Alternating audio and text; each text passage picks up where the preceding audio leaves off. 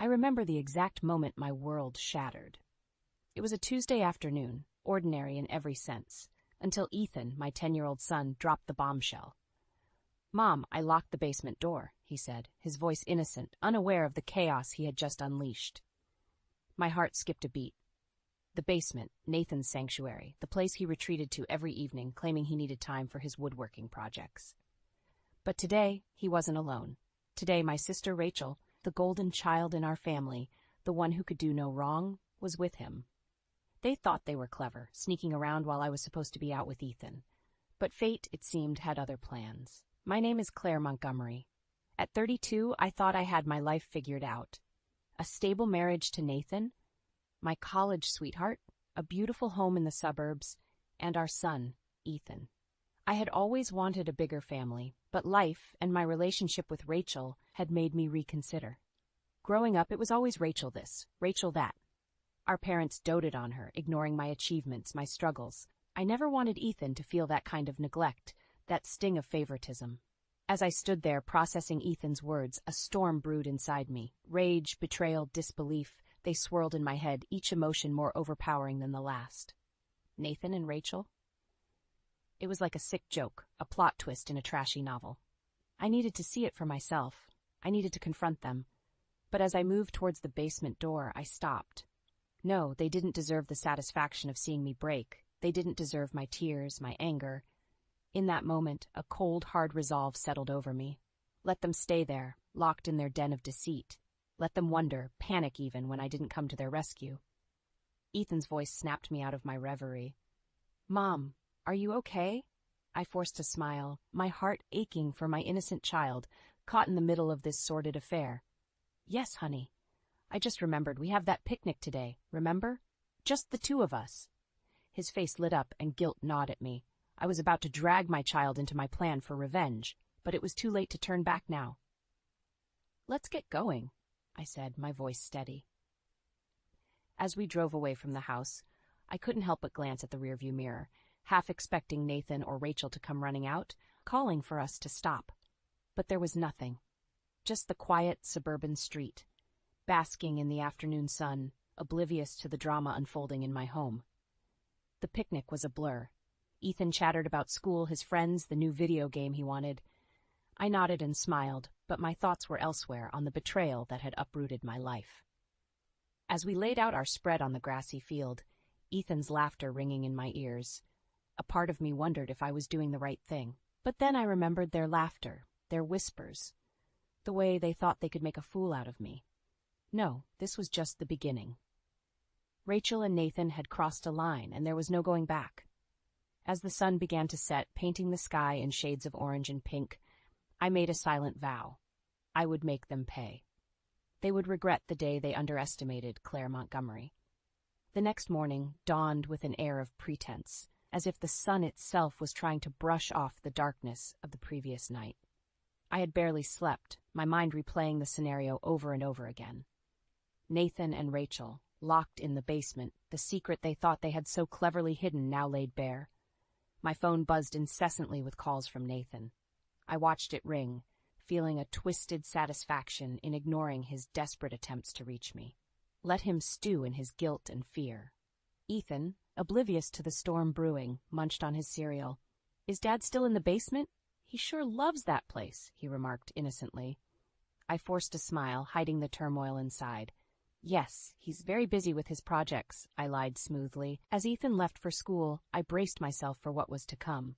The confrontation was inevitable, but first, I needed answers.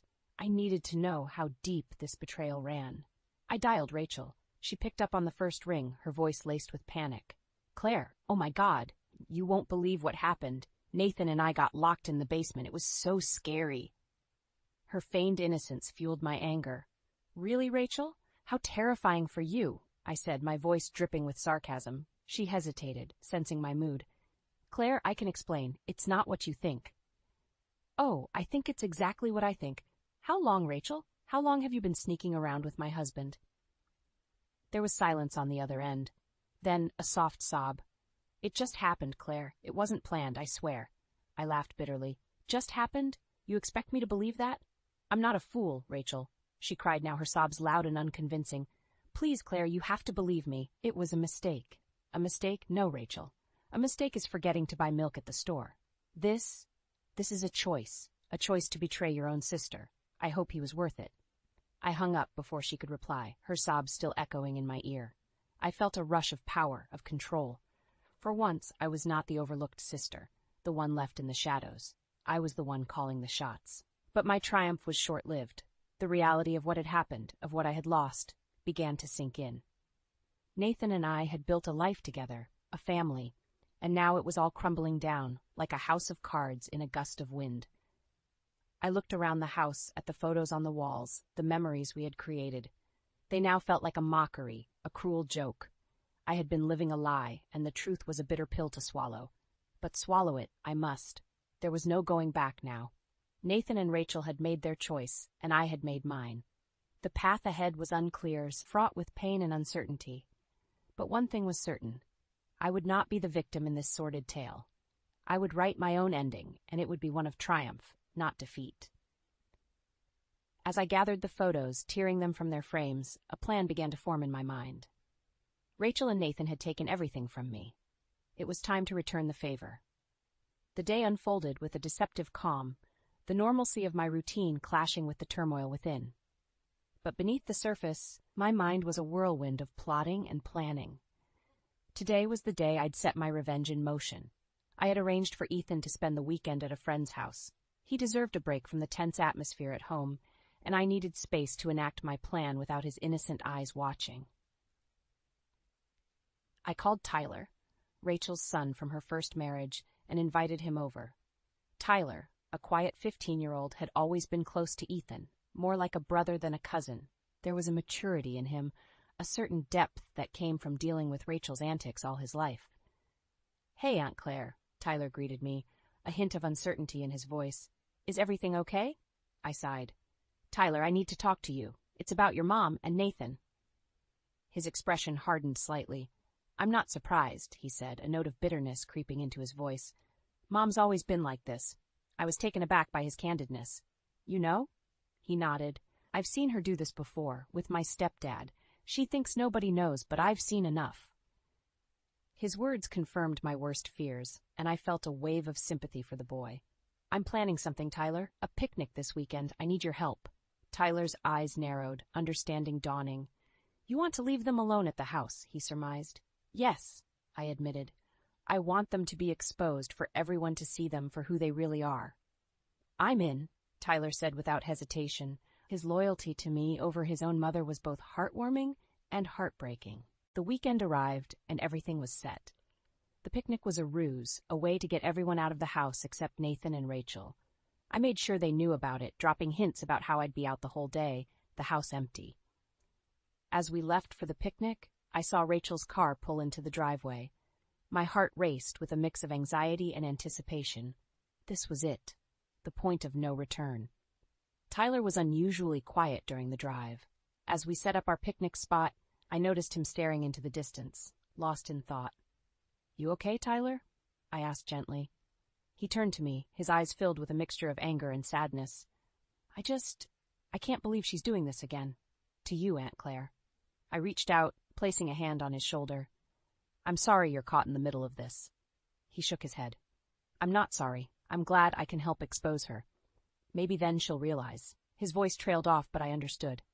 Tyler, like me, was seeking closure, a way to deal with the betrayal that had upended our lives. As the day wore on, I found myself checking my phone constantly, waiting for the call or message that would signal the unraveling of Nathan and Rachel's deceit. But nothing came. As the sun began to set, casting long shadows on the ground, Tyler spoke up. "Do you think it worked?" I nodded, a grim sense of satisfaction settling in. "Oh, it worked. Tomorrow, their little secret won't be so secret anymore." And with that, we packed up, leaving the serenity of the picnic spot behind. I was ready to face the consequences of my actions, ready to watch as the lives of those who had wronged me came crashing down. The following morning, I woke up to a sense of eerie calmness, the kind that often precedes a storm. Today was the day everything would come to light. Today, Nathan and Rachel's deceit would be exposed for all to see. I drove back home, my heart pounding with a mix of anticipation and dread. As I approached the house, I saw Rachel's car still parked in the driveway. A sly smile crept across my face. They had taken the bait. I entered the house, the silence greeting me like an old friend. No sign of Nathan or Rachel upstairs. I made my way to the basement door, my steps deliberate. The moment of truth was upon us. As I opened the door, the scene that unfolded before me was more satisfying than I had dared to hope. There they were, Rachel and Nathan, disheveled and frantic, realizing their secret rendezvous had turned into a humiliating trap. "Claire!" Rachel exclaimed, her voice a mix of surprise and fear. "Oh my God, we were locked in here. It was an accident!" Nathan stood there, silent, his eyes avoiding mine. The guilt was written all over his face, confirming what I already knew. "An accident? Really, Rachel? You expect me to believe that?" I sneered, my voice dripping with contempt. Nathan finally spoke, his voice weak. "Claire, I'm so sorry. It's not what you think." I laughed, a harsh, mocking sound.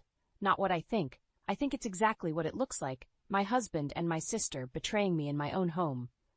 Rachel stepped forward, tears streaming down her face. "Claire, please, you have to understand. It was a mistake, a moment of weakness." "A moment of weakness?" I echoed, my anger boiling over. "No, Rachel, this was a choice to betray your own family." Nathan reached out, attempting to touch my arm. I recoiled as if his touch burned. "Don't you dare," I hissed. "You've lost the right to touch me, to even speak to me." I could see the shame in his eyes, the realization of what he had lost dawning on him. But it was too late. The damage was done. "Get out," I said, my voice cold and steady. "Get out of my house, out of my life. I never want to see either of you again." Rachel sobbed, her cries echoing in the empty basement. "Claire, please, I'm your sister." "You were my sister," I corrected her, my voice void of any warmth. "Not anymore."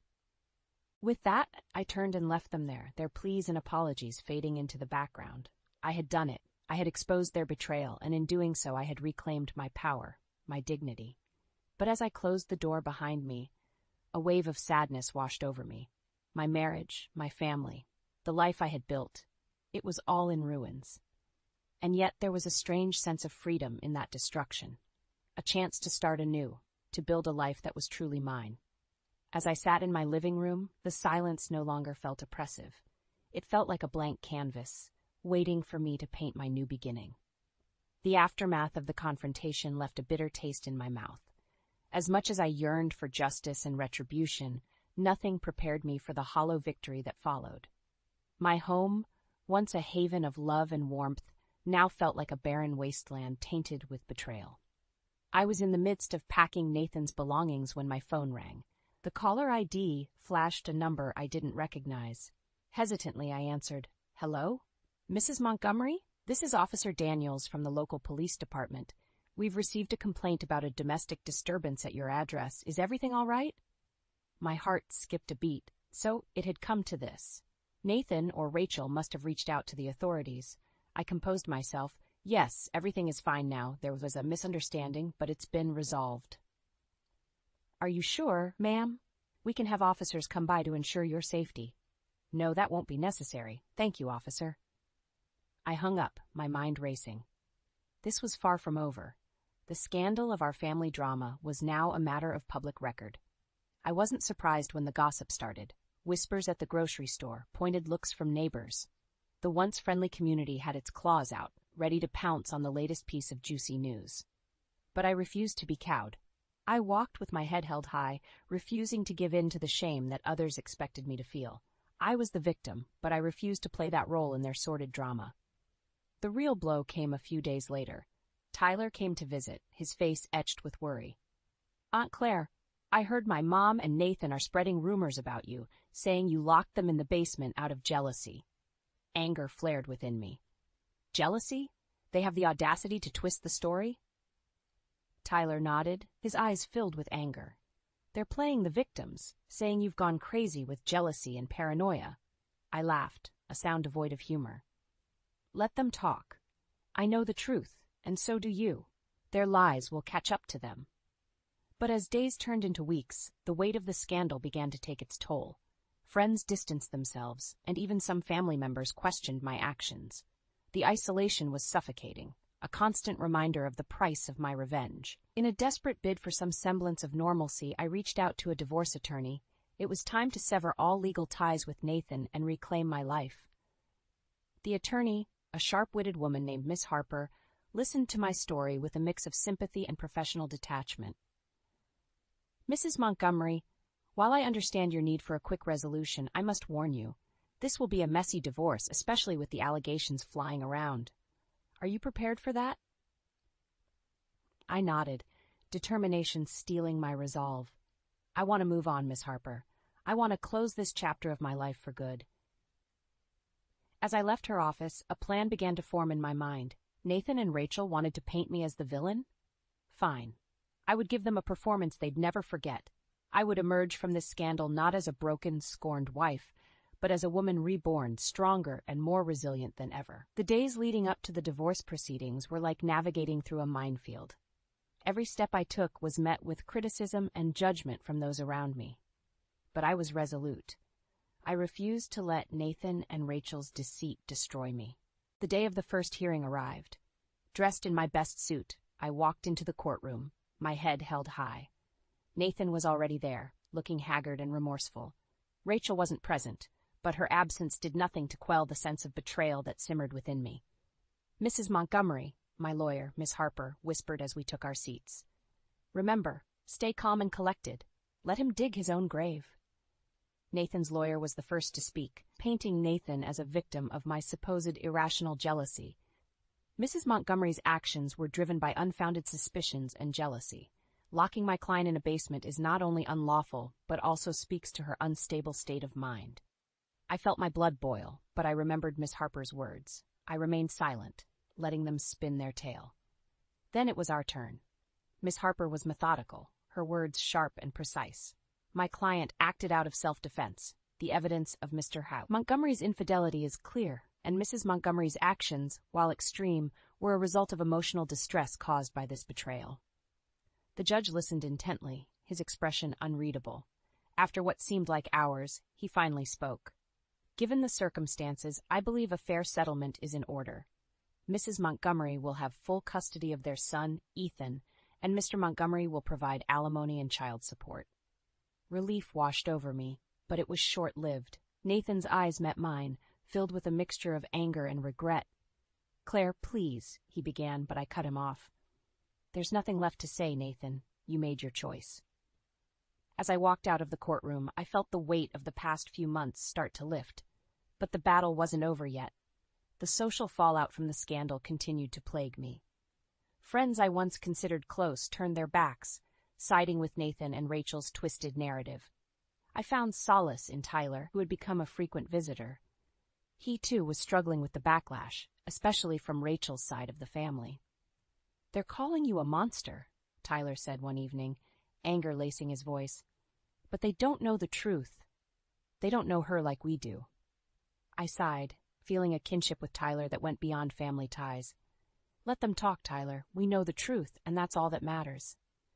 But even with the legal battle won, a sense of unease lingered. Rachel was still out there, spinning her web of lies, and I knew she wouldn't go down without a fight. I needed to be vigilant, ready for whatever she had planned. As I lay in bed that night, I realized that this was far from over. The divorce was just the first step in reclaiming my life. But to truly move on, I needed to face Rachel and put an end to her manipulative games once and for all. The final chapter of my marital saga began on a crisp autumn morning. The leaves had turned a fiery orange, mirroring the burning resolve within me to confront Rachel and end this once and for all. I had arranged to meet her at a local cafe, a neutral ground where we could talk without the shadows of the past looming over us. As I waited, my mind raced with the possible outcomes of this confrontation. Rachel arrived, her demeanor a mixture of defiance and nervousness. "So you wanted to see me?" she began, her voice laced with a feigned casualness. I looked her straight in the eyes, my gaze steady.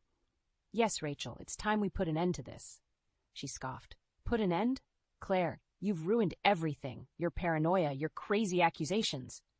I felt a surge of anger but quickly quelled it. "No, Rachel, you ruined everything. Your selfishness, your betrayal. You destroyed our family for your own desires." Rachel's facade cracked, her eyes flashing with anger. You think you're so perfect, don't you? Always playing the victim. But you're not innocent in all this. You pushed Nathan away, and I was there for him. I shook my head in disbelief. You call sleeping with my husband being there for him? You're delusional, Rachel. The conversation escalated, each word we exchanged sharper than the last. But as the argument wore on, I felt a strange sense of detachment. This was no longer about winning an argument or proving a point. This was about closure. Finally, I leaned back, my decision clear in my mind. You know what, Rachel? I'm done. I'm done letting you and Nathan dictate my life. I'm moving on, and I suggest you do the same. Rachel's face twisted into a sneer. Move on? After everything you've done? Yes, move on, I affirmed. I've been granted full custody of Ethan, and Nathan is providing alimony and child support. The divorce is final. It's over, Rachel. She was visibly shaken, her bravado crumbling. You think you've won, don't you? You think you can just walk away from this? I stood up, my chair scraping against the floor. Yes, I'm walking away. From you, from Nathan, from this entire mess. I'm starting fresh, for Ethan and for myself. Rachel watched me, her eyes filled with a mixture of hatred and disbelief. But I didn't linger on her expression. I walked out of the cafe, leaving her in the past behind. In the weeks that followed, I found a new sense of peace. I focused on rebuilding my life, on being there for Ethan, who had been my rock through this entire ordeal. We moved to a new neighborhood, a fresh start away from the judging eyes and whispered rumors. I landed a new job, found new friends, and for the first time in a long time, I felt hopeful about the future. The scars of the past would always be there, but they no longer defined me. As I watched Ethan play in our new backyard, laughter filling the air, I realized that this was what mattered. This was my new beginning, my chance to write a new story, one where I was no longer a victim, but a survivor, a woman reborn from the ashes of her past. And as the sun set, casting a warm glow over our new home, I knew that, despite everything, I had emerged stronger, ready to face whatever life had in store for me.